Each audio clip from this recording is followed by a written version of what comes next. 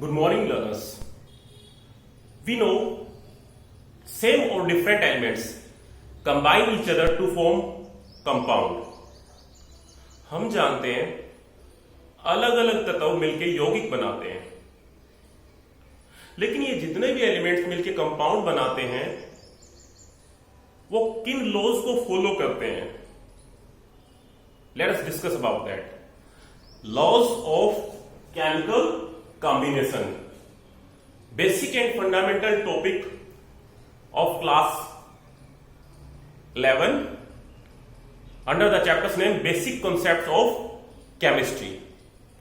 So there are 5 different laws of chemical combination, and these are law of conservation of mass. Second, law of constant composition or definite proportion. Third, law of multiple proportions. Fourth, law of reciprocal proportions. And fifth, law of combining volumes. Let us discuss about all these laws. First of all, we will study about law of conservation of mass. It was studied by Anton Lavoisier. It states, in all physical and chemical changes, the total mass of the reactant is equal to that of the products. Matter can neither be created nor destroyed.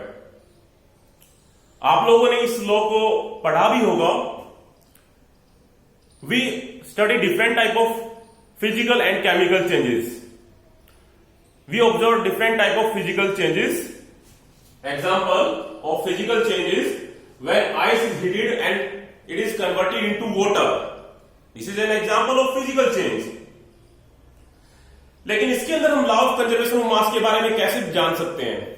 आप देखिए, जो reactant हमारा ice है उसका जितना भी आपने मास वे किया होगा, वाटर बनने के बाद भी उसका उतना ही वेट रहेगा, उतना ही उसका वजन रहेगा. इसका मतलब रिएक्टेंट से जब प्रोडक्ट बना है तो किसी भी तरह का रिएक्टेंट से मास का लॉस नहीं हुआ है और ना ही उसने गेन किया है.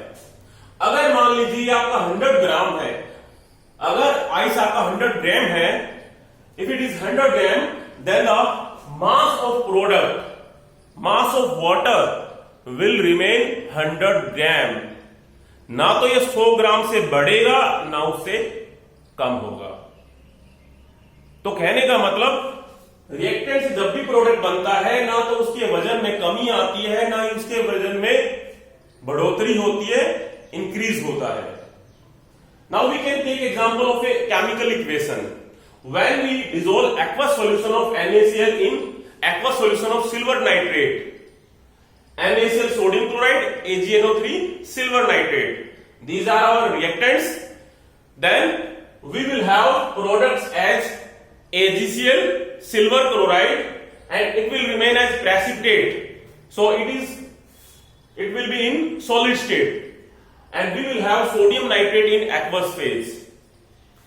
So we have silver chloride and sodium nitrate as products. आप अलग अलग टेस्ट ट्यूब्स में इन दोनों को ले लीजिए और इनका वेट कीजिए, इनका वेट लीजिएगा, इनका वजन कीजिएगा. उसके बाद रिएक्शन होने के बाद जो आपके प्रोडक्ट बने हैं उनका वजन कीजिएगा. उनका वजन वैसा का ही वैसा रहेगा. अगर ये आपका 100 ग्राम है तो प्रोडक्ट का भी वजन आपका 100 ग्राम ही रहेगा, ना ही 101 जाएगा, ना ही वो 99 पे रहेगा. मतलब ना तो वजन घटेगा ना ही बढ़ेगा. And that is about law of conservation of mass. We state in all physical and chemical changes the total mass of reactants is equal to that of products. Mass can neither be created nor destroyed. इसी law को आगे extend करते हुए Einstein ने अपना law of conservation of energy को रखा था, जिसमें बताया गया एनर्जी को हम ना क्रिएट कर सकते हैं ना ही उसको डिस्ट्रॉय कर सकते हैं. एनर्जी की एक फॉर्म को दूसरी फॉर्म में कन्वर्ट किया जा सकता है. जैसे अगर इलेक्ट्रिकल फैन आपका चल रहा है तो उसकी इलेक्ट्रिकल एनर्जी जो वायर के थ्रू आई है उसके अंदर, उसके घूमने से मैकेनिकल एनर्जी में कन्वर्ट हो गई है. एनर्जी का लॉस नहीं हुआ है, कन्वर्जन हुआ है एनर्जी की एक फॉर्म से दूसरी फॉर्म में, और वो आपका लॉ कहा जाता है law of conservation of energy. बाद में इन दोनों लॉ को कंबाइन करके ये भी बोला गया law of conservation of mass and energy.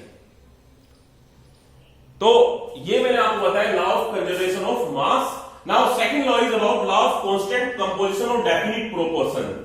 It was discovered by J L. Proust, a French chemist. It states that a chemical compound is always found to be made up of same elements combined together in the same fixed proportion by their mass. What the meaning of this statement? What is the meaning of this statement? You can take example of water. We know water is made up of hydrogen and oxygen, having the formula H2O. Now masses of hydrogen and oxygen, we know in case of H2O,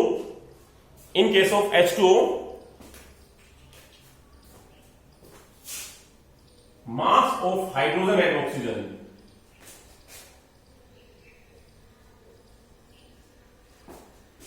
hydrogen having atomic mass 1, because it is showing 2 atoms, that mass will become 2, and for oxygen having atomic mass 16.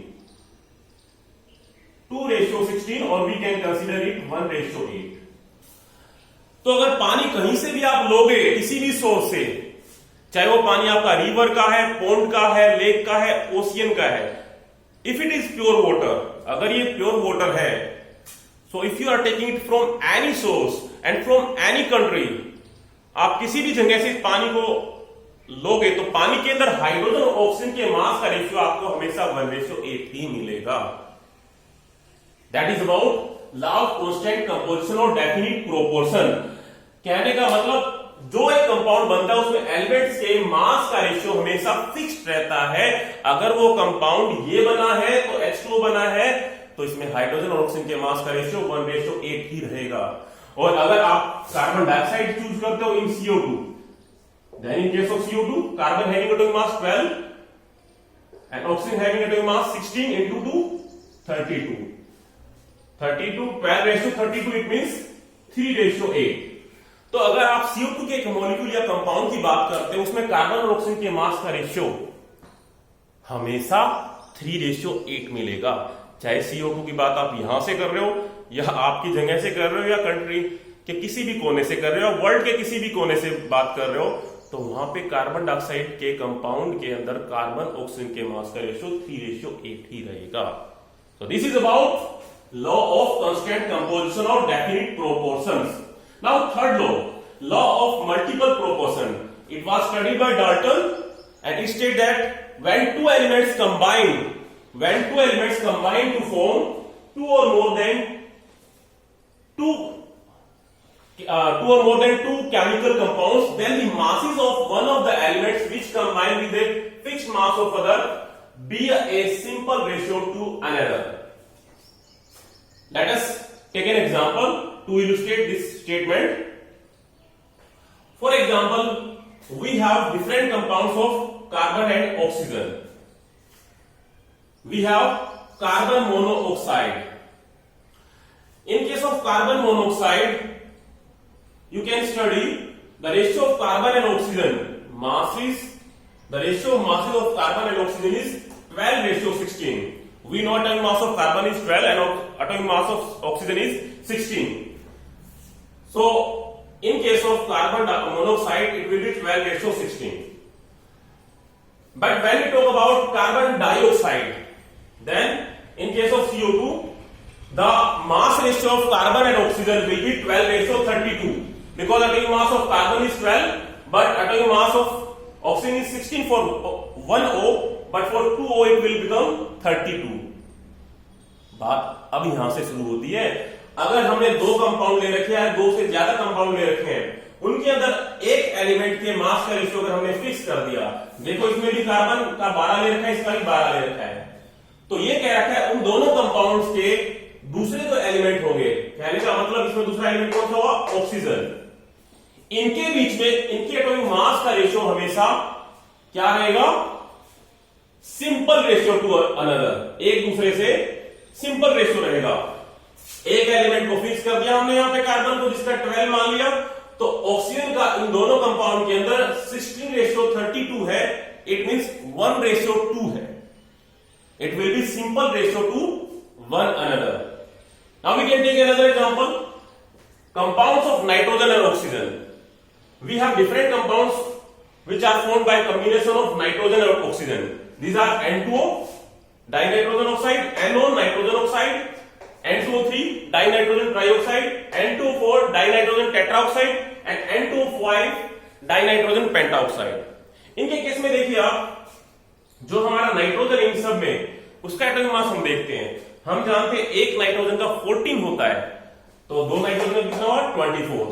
Nitrogen यहां पे एक है तो इसका 14, nitrogen यहाँ पे 2 है तो 28, नाइट्रोजन यहाँ पे आपका 2 है तो इसका मतलब 28, नाइट्रोजन 2 है 28।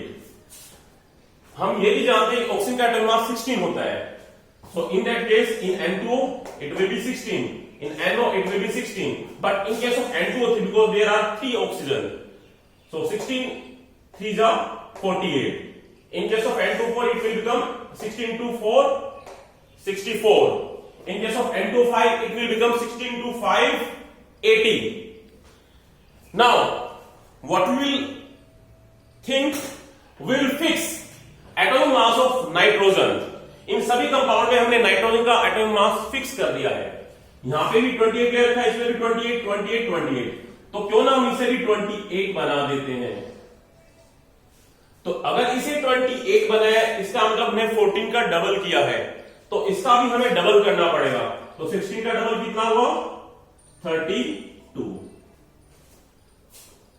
तो हमने नाइट्रोजन का मास इन सभी कंपाउंड में 28 बना दिया है। जिनका पहले से था वो ठीक है, जिनका नहीं है उसका हमने इतने इंटीजर से मल्टीप्लाई कर दिया 2 से।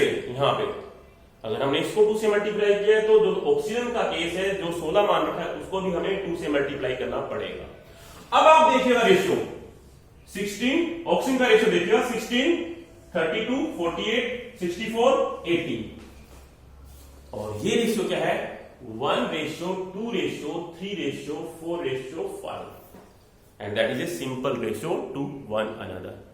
कहने का मतलब दो एलिमेंट्स मिलकर कंपाउंड बनाते हैं, और उन कंपाउंड्स में अगर एक एलिमेंट के मास का रेशियो फिक्स कर दिया, तो दूसरे एलिमेंट का मास का रेशियो एक दूसरे के साथ में सिंपल रेशियो में हमें नजर आएगा। That is about law of multiple proportions. Now next law is law of reciprocal proportion. It was proposed by Richter and it state that the ratio of masses of two elements A and B combined separately with a fixed mass of third element C is either the same or some simple multiple of ratio of masses in which A and B combine directly with each other. Let us take an example. For example, we have elements C and O, carbon and oxygen. Both of these elements combine separately with third element hydrogen to form CH4, methane, H2O, water, and directly they combine to form CO2, carbon dioxide. आप ये सोचिए हमारे पास में दो elements हैं। मान लीजिए सबसे पहले हमने ये दो एलिमेंट्स हमारे कौन से कार्बन और हाइड्रोजन, इनके मिलने से हमारा एक कंपाउंड बना CH4। इसमें आप देखिए कार्बन का मास कितना है CH4 में 12, और हाइड्रोजन का एक का 1 होता है तो 4 का कितना होगा 4। ठीक है, 4 हाइड्रोजन का 4 होगा। इन केस ऑफ H2O में पानी में अगर हम देखते हैं तो ऑक्सीजन का और हाइड्रोजन के बीच में रेशियो क्या रहेगा, ऑक्सीजन का 16 है, ऑक्सीजन का H2O के केस में दोनों मिलकर बनाते हैं जब H2O, इसमें ऑक्सीजन का 16 है और हाइड्रोजन का कितना है 2, क्योंकि एक हाइड्रोजन का 1 होता है तो 2 का कितना हो जाएगा 1 into 2 इट विल बिकम 2। अब आप ये ले लीजिए कि हमारे पास जो हाइड्रोजन है वो कॉमन है इन दोनों कंपाउंड में, मीथेन और वाटर में, इन दोनों कंपाउंड में आपका हाइड्रोजन कॉमन है। उस कॉमन वाले एलिमेंट को आप फिक्स कर लीजिए, इसको फिक्स कर लिया, इसमें 4 है तो इसको भी हम 4 बना देते हैं। तो इसको अगर हमने 4 बना दिया तो ऑक्सीजन का मास भी हमें डबल करना पड़ेगा, क्योंकि हाइड्रोजन को हमने 2 से 4 किया है जो कि डबल है, तो ऑक्सीजन का भी हमें 16 से कितना करना पड़ेगा 32। तो इसका मतलब हमारे पास ये 32 हो गया और यहां पे जो आपका कार्बन है वो कितना है 12। हाइड्रोजन का हमने फिक्स कर दिया, इसका 4 था ही, और यहां पे H2O में हमने 2 का 4 कर दिया, और ऑक्सीजन का हमने 16 से डबल करना पड़ा क्योंकि इसको भी हमने 2 से मल्टीप्लाई किया है, इसलिए इसको भी हमने 2 से मल्टीप्लाई करना पड़ेगा। It will become 32। अब देखिए इन दो एलिमेंट का मास का रेशियो, कार्बन और ऑक्सीजन का, ये हमारे ए और बी एलिमेंट है। ये जो ए और बी एलिमेंट अलग अलग सी से कंबाइन करते थे तो ये कंपाउंड बनाते थे AC BC। अब सी को हमने फिक्स कर दिया है, अब ए और बी को मिला के अगर हम कंपाउंड बनाते हैं तो देखिए रेशियो कितना आना चाहिए, 12:32। 12:32। Let us think about such type of compound. Carbon और ऑक्सीजन को मिला के अगर हम कंपाउंड बनाते हैं तो हमारे पास CO2 बनता है, और CO2 में देखिए मास कितना बनेगा, कार्बन का 12 और ऑक्सीजन का एक का 16 होता है तो 2 का कितना हो गया 32। 12:32। कहने का मतलब आप अगर उन दो एलिमेंट्स को मिला के कोई सेपरेटली मिला के अगर आप बनाते हो, एक कंपाउंड बनेगा, तो उसमें जो रेशियो होगा वही रेशियो होगा जो कि आपने वो कंपाउंड उठाए थे जिन कंपाउंड में एक एलिमेंट आपका कॉमन था। उन ए और बी को मिला के अगर बनाते तो भी वही रेशियो होता, या तो सेम होता या उसका सिंपल, अगर हम कहें एक तरह से सिंपल मल्टीपल होता है, एक तरह से वो आपका सेम रेशियो में आता या उसका मल्टीपल में होता, सिंपल मल्टीपल रेशियो होता। So that is about the law of reciprocal proportion. Now last but not least, this is the law of combining volumes. It was proposed by Gay-Lussac, which state that when gases react together they always do so in volumes which bear a simple ratio to one another and to the volumes of the products. If these are also gases, provided all measurements of volumes are done under similar condition of temperature and pressure. Let us take an example. When we combine hydrogen gas with chlorine gas, it will form hydrochloric HCl gas or it may form hydrochloric acid. तो आप यहां पे देखिए, अगर हम balance करते हैं, यहां पे हाइड्रोजन 2 है, यहां पे Cl 2 है, मॉलिक्यूल के केस में हमारे पास ये मॉलिक्यूल 1 है और क्लोरीन आपका एक मॉलिक्यूल है। ये दोनों मिलकर जब बनाते तो HCl बनाते, तो हम जब बैलेंस करते हैं तो यहां पे 2 लगा देंगे ताकि हाइड्रोजन और Cl, हाइड्रोजन और क्लोरीन इस तरफ भी 2 ही हो जाए जितने उस तरफ थे, लेकिन यहां पे इसका वॉल्यूम कितना है 2। तो आप देखिए इसमें एक वॉल्यूम है, इसमें एक वॉल्यूम है, लेकिन इसमें 2 वॉल्यूम है। तो रिएक्टेंट एक दूसरे से ही आपका सिंपल रेशियो नहीं दिखा रहे हैं, बल्कि वे आपके प्रोडक्ट के साथ में भी सिंपल रेशियो दिखा रहे हैं, और वो रेशियो क्या हुआ 1:1:2। तो हम कह सकते हैं ये जो रेशियो होगा, ये सिंपल रेशियो आपका सिर्फ रिएक्टेंट के साथ ही नहीं होगा, बल्कि वो प्रोडक्ट के साथ भी रहेगा, 1:1:2। हमें कंसीडर क्या करना है कि ये सारे के सारे जो आपने ले रखे हैं वॉल्यूम में, सिर्फ किसके केस में हम मान रहे हैं, ये हम हमारी गैसेज ले रहे हैं, वी आर टेकिंग गैसेज। अगर आपने HCl अगर आप लिक्विड मान लेते तो उसके केस में ये लॉ एप्लीकेबल नहीं होगा। ये लॉ तभी एप्लीकेबल है जब हमने HCl को यहां पे गैस के तौर पे बनाया है, और कंडीशन हमारी टेम्परेचर और प्रेशर की सेम रहनी चाहिए। So that is about the law of combining volumes. तो ये सभी लॉज हैं, इन लॉज में कुछ एक लिमिटेशन भी है। अगर हम बात करते हैं लॉ ऑफ कांस्टेंट कंपोजिशन में, तो आप देख सकते हो हमने जैसा कि कहा है कि 2 एलिमेंट मिलकर डिफरेंट टाइप के कंपाउंड बनाते हैं।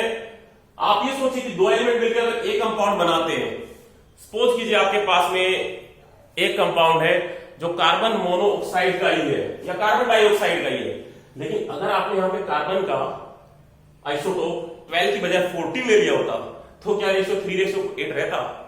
नहीं। तो कहने का मतलब आइसोटोप को सेम रखना पड़ेगा। अगर आइसोटोप कार्बन का बदल गया है यहां पे तो ये लॉ एप्लीकेबल नहीं होगा, तो ये यहां पे लिमिटेशन दिखाता है।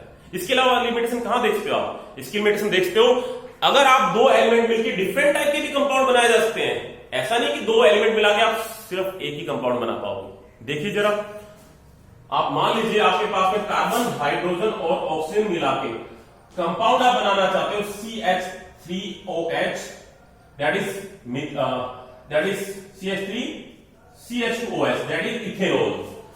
और अगर हम ऐसे लेते हैं CH3OCH3, that is methoxy methane. यहां पे आपका एल्कोहल फंक्शनल ग्रुप है और यहां पे आपका ईथर फंक्शनल ग्रुप है। दोनों के अंदर आप देखिए कार्बन, हाइड्रोजन और ऑक्सीजन के मास का रेशियो सेम है, क्योंकि कार्बन इसमें भी 2 है, हाइड्रोजन इसमें भी 6 और ऑक्सीजन 1 है। इसमें भी ऐसा ही है, कार्बन 2, हाइड्रोजन 6, ऑक्सीजन 1। तो दोनों में अगर हम कहें मास का रेशियो, अगर हम कहें कार्बन, हाइड्रोजन और ऑक्सीजन में, वो आप देखते हो वो हमने फिक्स्ड ले रखा है, लेकिन कंपाउंड आपका एक नहीं बन रहा है, कंपाउंड आपके 2 बन गए हैं। इसलिए हम ये नहीं कह सकते कि सिर्फ एक ही कंपाउंड बनेगा। अगर आपने 2 या 2 से ज्यादा एलिमेंट के मास को फिक्स करके रखा तो जरूरी नहीं है वो एक ही कंपाउंड बनेगा, हो सकता है एक से ज्यादा भी बन सकते हैं। तो these are the limitations of law of constant proportions. So students, at last I want to tell you, keep learning, because learning is the essence of life. Thank you.